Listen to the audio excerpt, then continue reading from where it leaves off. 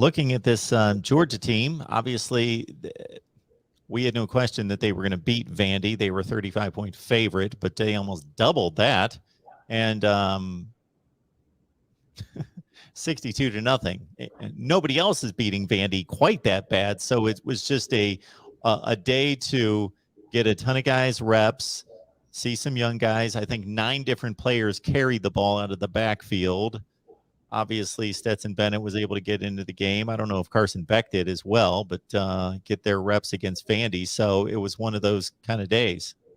Yeah, to be honest, it was 2 years of pent-up aggression built up against Vanderbilt after they skipped out not once but twice last year because of COVID situations. And so I think the guys on the Georgia team had a little bit of revenge that they wanted to give, and they did. And in my opinion, we see these revenge games, or we see these games that Georgia's supposed to just blow out opponents, and usually it's like 42-0. But it takes all 4 quarters to get to that 42-0 score. But Georgia put on the pressure, scored 35 in the first quarter, and probably could have scored 56 in the first quarter if they kept the pedal down. But instead, Kirby Smart did it in I wouldn't say classy way, but in a respectful way in terms of putting in the backups and letting them get reps and stuff. But overall, Georgia never let off that throttle. They continued to push it down the entire game, and that's something that I really was impressed to see, because usually Kirby lets off, and that's usually when teams score on us late in the ball game. And another game that this defense didn't allow an offensive touchdown. So it's really impressive, and I'm excited. It's just each week I'm just like, all right, we're going to see some kind of mistakes.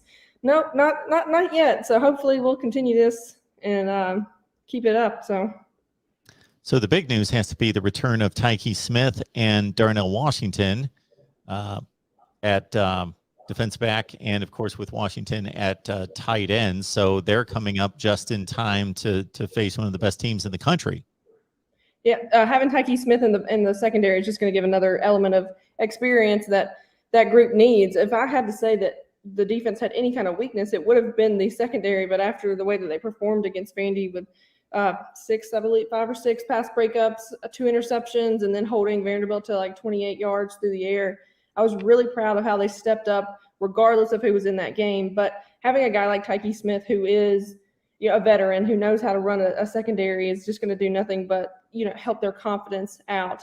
And then having another weapon like Darnell Washington, I think it's 6'7", 260 or something like that. He's just a big target.